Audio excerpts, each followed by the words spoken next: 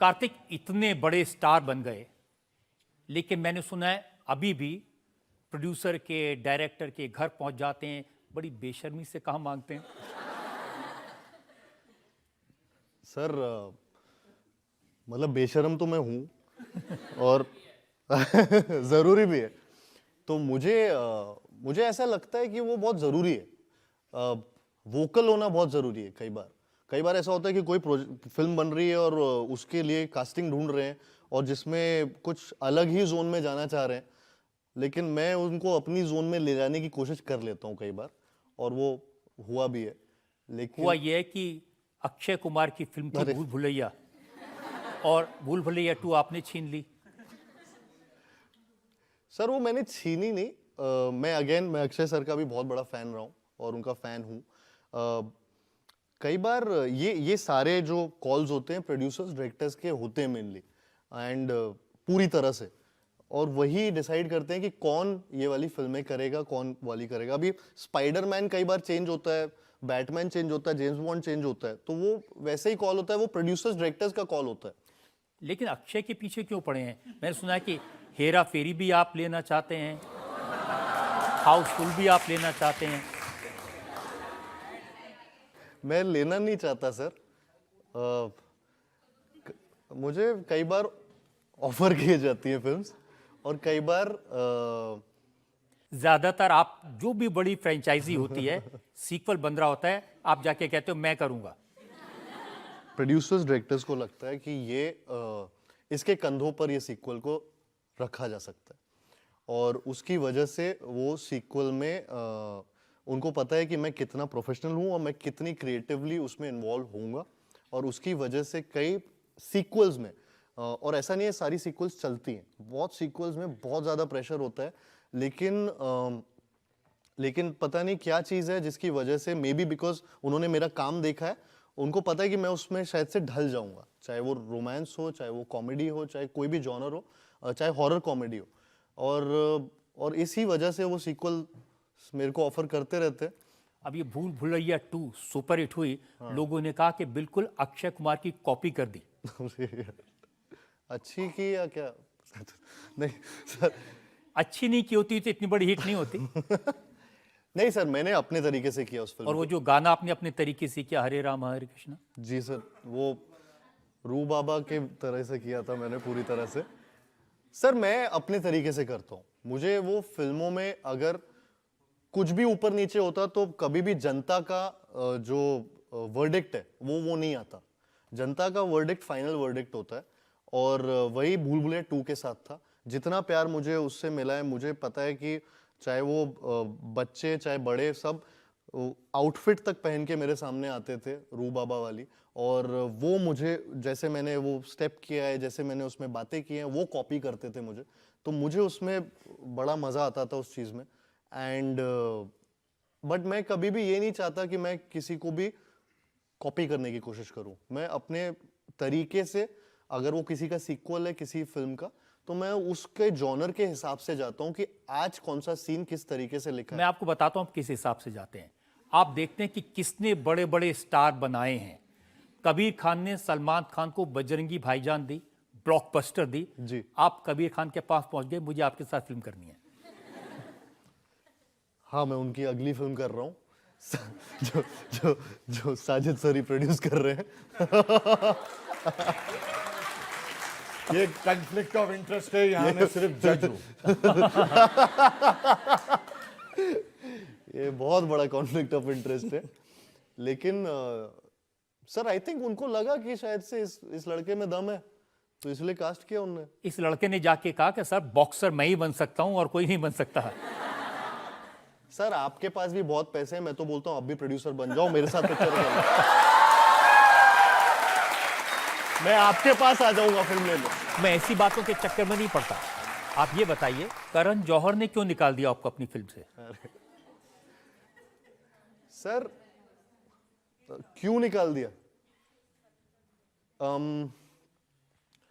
Sir ऐसा कभी कभी हो जाता है, कुछ कुछ चीजें। इनफैक्ट मैंने आज तक इस बारे में बात भी नहीं की है। इनफैक्ट क्या है कि मैं उस चीज पे बिलीव करता हूं जो मेरे को मम्मी ने सिखाया है या फिर ये हमारे संस्कार भी रहे कि जिसमें बड़ों और छोटों के बीच में कभी कोई तकरार होती है तो छोटे कभी कुछ बोलते नहीं है। तो मैं उसी को फॉलो करता हूँ, मैं कभी कुछ उस बारे में बोलता नहीं हूँ और ना मैं बोलना चाहूँगा सर। देखिए, ये तो आपकी अदालत है जनता के सामने। करण जौहर ने कहा कि जिसे 1.25 लाख रुपए मिलते थे एक फिल्म के, उसने मेरे से 20 करोड़ मांग लिए, पैसे ही नहीं दिए तो फिल्म छोड़ दी। ऐसा बोला था हमने? सर क्या होता है, ये आई थिंक ये किसी के बोलने वाली न्यूज़ नहीं होती। ये कई बार ऐसा होता है कि चाइनीज़ विस्पर्स होते हैं, कुछ कुछ बन के कुछ कहानियाँ कई बार बाहर आती रहती हैं और किसी के कोट्स नहीं होते। वो कभी भी ऐसे सोर्स स्टोरी करके कभी ना कुछ ऐसे आ जाता है, एक क्वेश्चन मार्क डाल के वो चीज़ ऐसे लोगों पे मेक बिलीव हो जाता है। बट वो ऐसा कभी नहीं हुआ कि मैंने कभी पैसों के लिए कभी फिल्म छोड़ दी हो। मैं बहुत ग्रीडी हूँ और मैं स्क्रिप्ट्स के लिए ग्रीडी हूँ सर, पैसों के लिए नहीं हूँ। तो क्या कि स्क्रिप्ट बदल दी थी इसलिए आप नाराज हो गए? नहीं सर, पैंडेमिक आ गया था उस बीच पे और वो 1.5 साल का ब्रेक आ गया था और वो स्क्रिप्ट में ऑलरेडी कुछ चेंजेस होने थे जो नहीं हो पा रहे थे और not because of any reason, वो शुरुआत से ऐसी चीज़ें थी और फिर चलो, मैं आपकी परेशानी समझ सकता हूँ। करण जौहर के बारे में ज्यादा नहीं कहना चाहता। अरे यार सर, मैं इस पे कुछ नहीं बोलूंगा सर। आप एकदम पॉज लेके खड़े हो जाते हैं कि मैं कुछ ना कुछ बोल देगा। लेकिन आपको तो शुक्रगुजार होना चाहिए। आपकी जो नई फिल्म है शहजादा, इसके ट्रेलर को लाइक किया है करण जौहर ने, पोस्ट किया है। मैं खुश हूँ सर, उनको भी वो अच्छा लगा और मैंने भी उनको आई थिंक थैंक यू बोला और एंड ही इज़ बीन, वो वोकल रहे हैं जब उन्हें चीज़ें अच्छी लगी। तो शहजादा के टाइम पे उनको ट्रेलर काफ़ी अच्छा लगा, तो उन्होंने जो चीज़ लिखी मैं खुश हूँ कि उनको अच्छा लगा और मेरा काम अच्छा लग रहा है। जैसा कि मैंने कहा कि अगर प्रोड्यूसर्स को बस मेरा काम अच्छा लगता रहे तो मेरी तो चांदी चांदी है। लेकिन प्रोड्यूसर्स को परेशान तो करते हैं आप। अब कैसे शहजादा के प्रोड्यूसर को भी आपने वॉकआउट की धमकी दे दी थी। सर? कितने वॉकआउट करूंगा सर, मैं काम कब करूंगा? मैंने सर उनको एक्चुअली ऐसा कुछ नहीं था, ये अगेन एक और गलत न्यूज़ जैसे आती है और वही वाली न्यूज़ ज़्यादा सेंसेशनल हो जाती है। एक्चुअली एक प्रॉब्लम आई थी फिल्म के ऊपर, बेसिकली वो एक क्राइसिस था, मनी क्राइसिस स्पेशली उसमें था और उस मनी क्राइसिस में मुझे आगे बढ़ना पड़ा और मैंने अपनी फीस लेट गो कर दी सर उस फिल्म में। लेकिन न्यूज़ उल्टी आई कि मैंने वॉकआउट की धमकी दे दी, तो वो ऐसे ही होता है। लेकिन ये बात तो सही है कि साउथ की फिल्में बहुत हिट हुई और हिंदी फिल्में उतनी नहीं चल पाई पिछले 2 साल में। जी सर, मुझे लगता है कि हाँ, हिंदी फिल्में नहीं चल पा रही थी, इतनी नहीं चल रही पिछले साल। लेकिन साउथ की भी सर 3 या 4 फिल्में जो हम गिन सकते हैं जो चली हैं। लेकिन एक पॉइंट था ऑफ कोर्स जब ऐसा हो रहा था कि हिंदी फिल्म में एक भी पिक्चर तब नहीं चली थी और उनकी 2-1 पिक्चरें चल रही थी। तब भूल भुलैया आई और लेकिन उसने सारे रिकॉर्ड्स तोड़ दिए। तो मैं उस तो बात जब किसी की नहीं चल रही थी तो कार्तिक आर्यन के कैसे चल गई?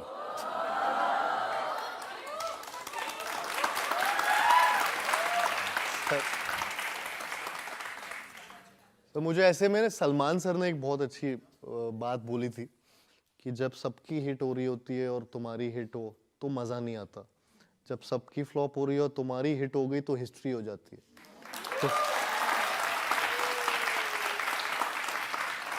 तो मैंने सर को बोला, सर आप कॉम्प्लीमेंट कर रहे हो या डरा रहे हो? तो उन्होंने हक कर लिया बस। तो वो हमेशा ऐसे मेरे को चिढ़ाते रहते हैं थोड़ा सा, बट सर मतलब मैं सीक्रेटिव हूँ तो मैं अपने सीक्रेट्स बाहर नहीं करूँगा। क्यों पिक्चर चली सर, लड़का टैलेंटेड है, बहुत अच्छे से काम करता है अपना, अच्छे से डांस कर लेता है, अच्छे से कॉमेडी करता है, अच्छे से एक्शन करता है। कहाँ है ऐसा ऑलराउंडर? आप बताओ। पिक्चर नहीं चलेगी? कैसे नहीं चलेगी? पिक्चर चलेगी जब ये सारे मिक्सचर एक साथ है। आप इस समय फिल्म इंडस्ट्री में हीरो नंबर 1 हैं, जी। सबसे ज़्यादा हिट हैं, लेकिन आपकी जो फिल्में हैं, भूल भुलैया 2, लव आजकल 2, आशिकी 3, ये 1 क्यों नहीं होती हैं?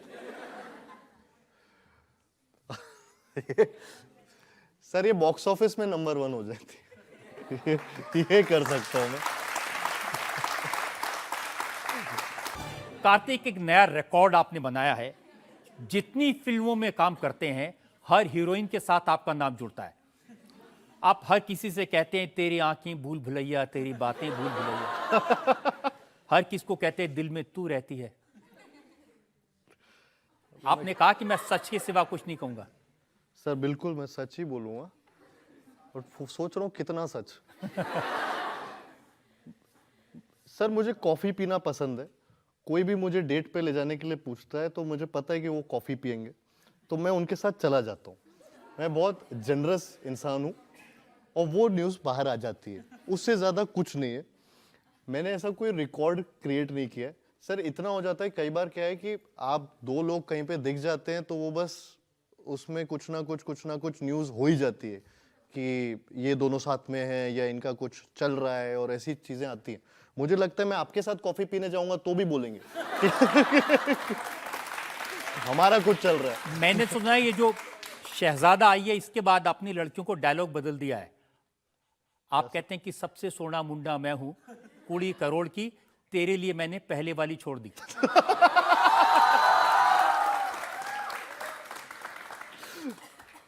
सर मैं अच्छी लाइन है, यूज करना चाहूंगा। क्यों नहीं। और बट यही है सर, इसमें मतलब मैं चलिए मैं आपको इस स्पेसिफिक सर आप मुझे सूली पे चढ़ा दो, मैं इसका जवाब नहीं दे पाऊंगा। सबसे पहले सारा अली खान ने कहा कि मैं कार्तिक आर्यन के साथ डेट करना चाहती हूँ। जी हाँ कहा सर। हाँ, तो आपने क्या किया?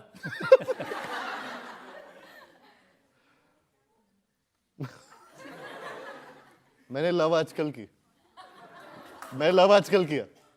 और फिर अनन्या पांडे ने कहा कि मैं डेट करना चाहती हूँ। पति पत्नी और वो की। तो जिसके साथ आप फिल्म करते हैं वो कहती है मुझे डेट पर जाना है। सर मेरी सारी डेट्स प्रोड्यूसर के पास हैं सर।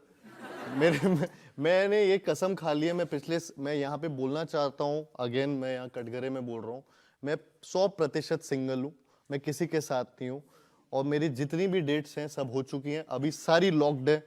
अगले 2 साल तक मैं साजिद सर के साथ हूँ और इन्हीं की फिल्में कर रहा हूँ।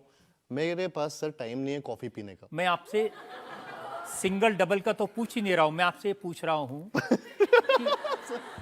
कि ये सारी लड़कियां आपके साथ ही क्यों डेट करना चाहती हैं? क्या है ऐसा कार्तिक आर्यन में? आप एक एक रीजन दे दो। स्माइल अच्छी है, क्यूट है, कूल है, हॉट है, स्मार्ट है। सर सेक्सी वर्ड यूज कर सकता हूं।